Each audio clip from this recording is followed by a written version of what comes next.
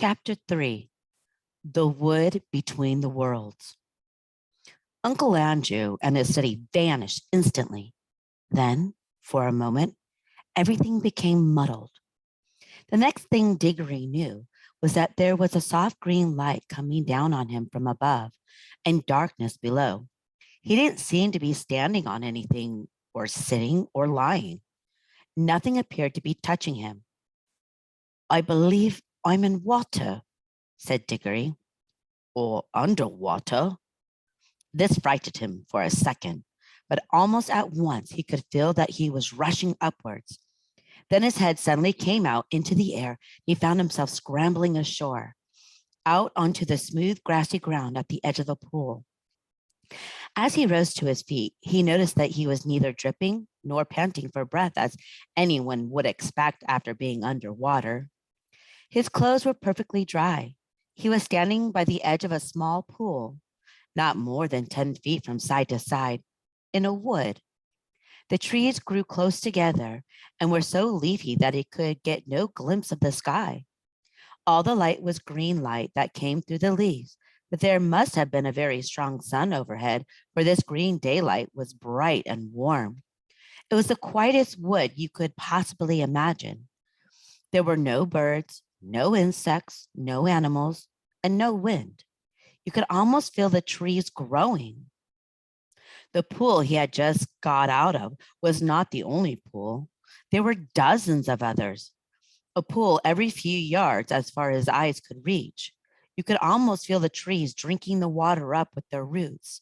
This wood was very much alive. When he tried to describe it afterwards, Diggory always said, "It was rich place, as rich as plum cake." The strangest thing was that almost before he had looked about him, Diggory had half forgotten how he came there.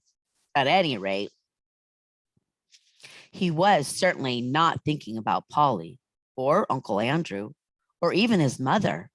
He was not in the least frightened or excited or curious. If anyone had asked him, "Where did you come from?" he would probably have said, "I've always been here." That was what it felt like, as if one had always been in that place and never been bored, although nothing had ever happened. As he said long afterwards, "It's not the sort of place where things happen. The trees go on growing. That's all." After Diggory had looked at the wood for a long time, he noticed that there was a girl lying on her back at the foot of a tree a few yards away.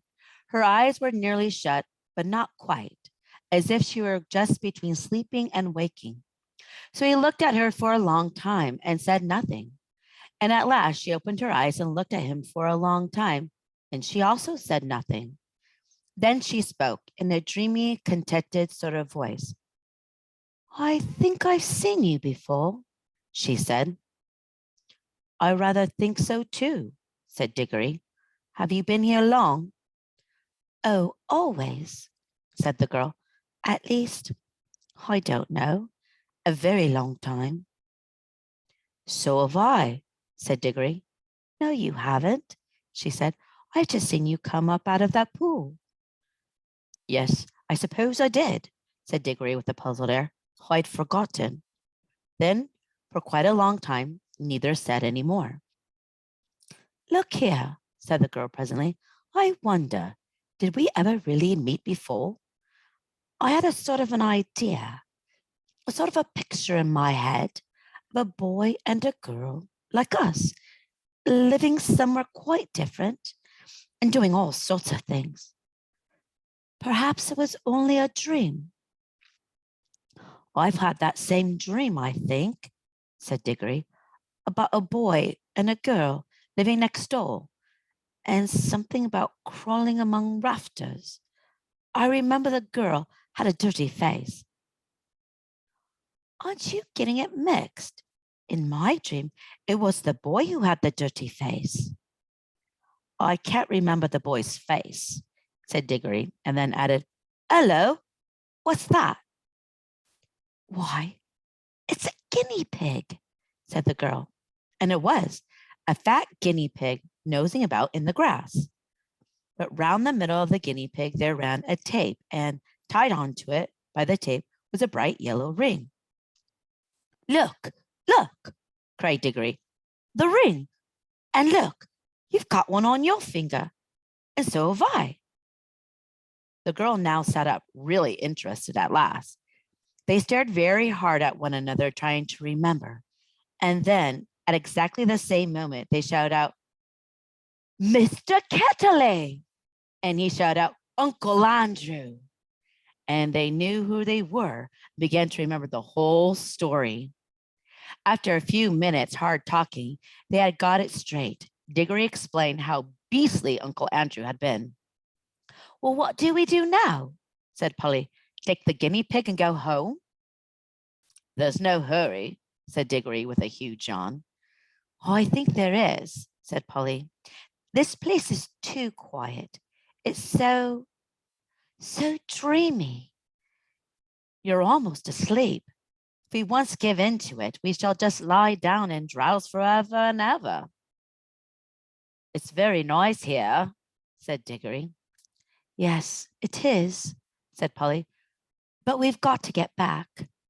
She stood up and began to go cautiously towards the guinea pig, but then she changed her mind. We might as well leave the guinea pig, she said. It's perfectly happy here, and your uncle will only do something horrid to it if we take it home. I bet he would, answered Diggory. Look at the way he's treated us. By the way, how do we get home? Go back into the pool, I expect. They came and stood together at the edge, looking down into the smooth water. It was full of the reflection of the green leafy branches. They made it look very deep. We haven't have any bathing things, said Polly. We shan't need them, silly, said Diggory. We're going in with our clothes on. Don't you remember it didn't wet us on the way up? Can you swim? A bit. Can you? Well, not much. I don't think we shall need to swim, said Diggory. We want to go down, don't we? Neither of them much liked the idea of jumping into that pool, but neither said to the other. They took hands and said, 1, 2, 3, go, and jumped. There was a great splash, and of course they closed their eyes. But when they opened them again, they found they were still standing hand in hand in the green wood and hardly up to their ankles in water. The pool was apparently only a couple of inches deep. They splashed back on the dry ground. What on earth's gone wrong? Said Polly in a frightened voice, but not quite so frightened as you might expect, because it's hard to feel really frightened in that wood. The place is too peaceful. Oh, I know, said Diggory. Of course it won't work. We're still wearing our yellow rings. They're for the outward journey, you know. The green ones take you home. We must change rings. Have you got pockets? Good. Put your yellow ring in your left. I've got 2 greens. Here's one for you. They put on their green rings and came back to the pool. Before they tried another jump, Diggory gave a long, oh. What's the matter? Said Polly. I've just had a wonderful idea, said Diggory. What are all those other pools? How do you mean? Why, if we can't get back to our own world by jumping into this pool, might we get somewhere else by jumping into one of the others? Supposing there was a world at the bottom of every pool. But I thought we were already in your Uncle Andrew's other world, or other place, or whatever he called it. Didn't you say, oh, bother Uncle Andrew, interrupted Diggory. I don't believe he knows anything about it. He never had the pluck to come here himself. He only talked of one other world. But suppose there were dozens. You mean this wood might be only one of them? No, I don't believe this wood is a world at all. I think it's just a sort of in-between place. Polly looked puzzled. Don't you see? Said Diggory. No, do listen. Think of your tunnel under the slates at home. It isn't a room of any of the houses. In a way, it isn't really part of any of the houses. But once you're on the tunnel, you can go along it and come into any of the other houses in the row. And might this would be the same? a place that isn't any of the world's. But once you found that place, you can get into them all. Well, even if you can, began Polly, but Diggory went on as if he hadn't heard her. And of course, that explains everything, he said. That's why it's so quiet and sleepy here. Nothing ever happens here, like at home. It's in the houses that people talk and do things and have meals. Nothing goes on in the in-between places, behind the walls and above the ceilings and under the floor and in our own tunnel. But when you come out of our tunnel, you may find yourself in any house. I think we can get out of this place into jolly well anywhere. We don't need to jump back into the same pool we came by, or not just yet. The wood between the worlds, said Polly dreamily.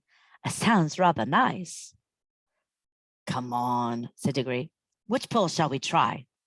Look here, said Polly. I'm not going to try any new pool till we've made sure that we can get back to the old one. We're not even sure if it'll work yet.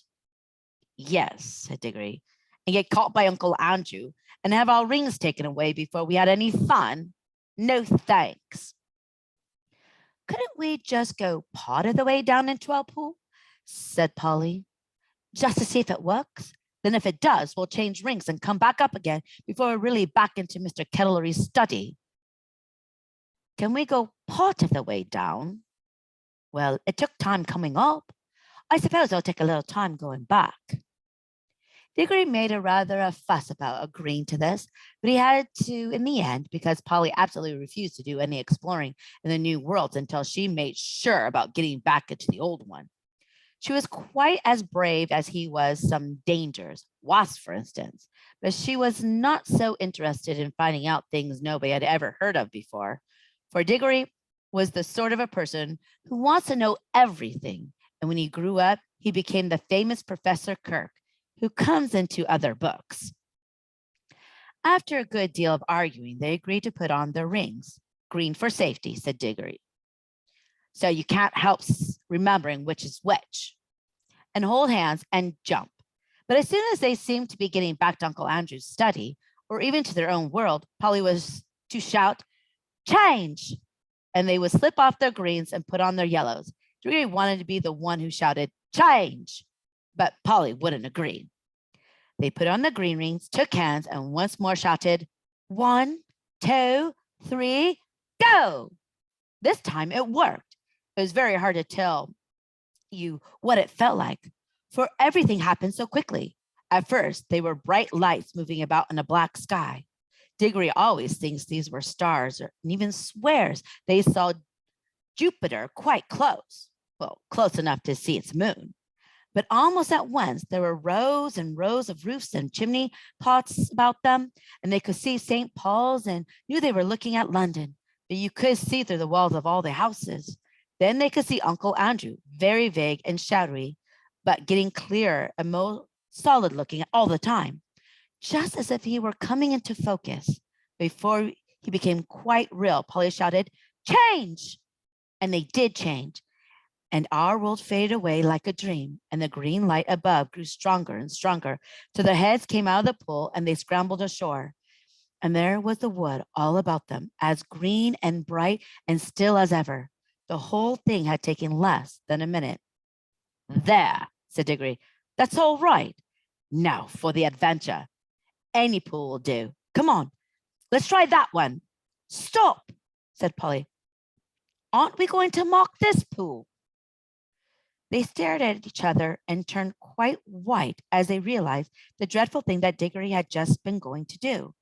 For there were any number of pools in the wood, and the pools were all alike, and the trees were all alike, so that if they had once left behind the pool that led to our own world without making some sort of landmark, the chances would have been 100 to 1 against their ever finding it again.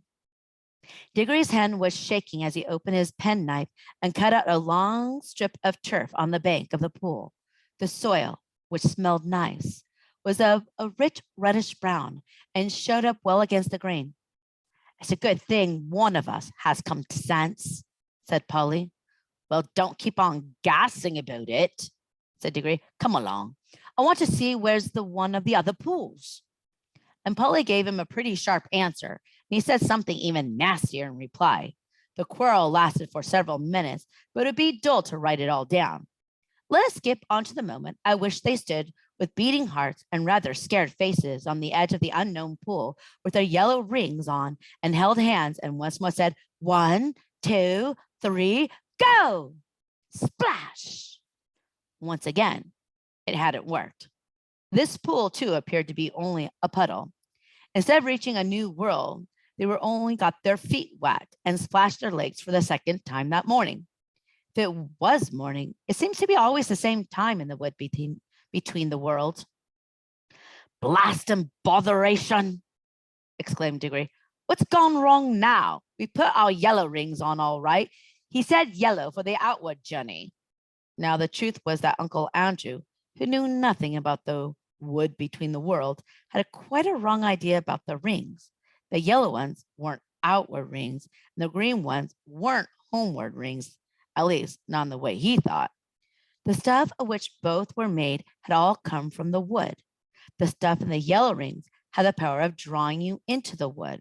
It was stuff that wanted to get back to its own place, the in-between place. The stuff in the green rings is stuff that is trying to get out of its own place, so that a green ring would take you out of the wood into a world.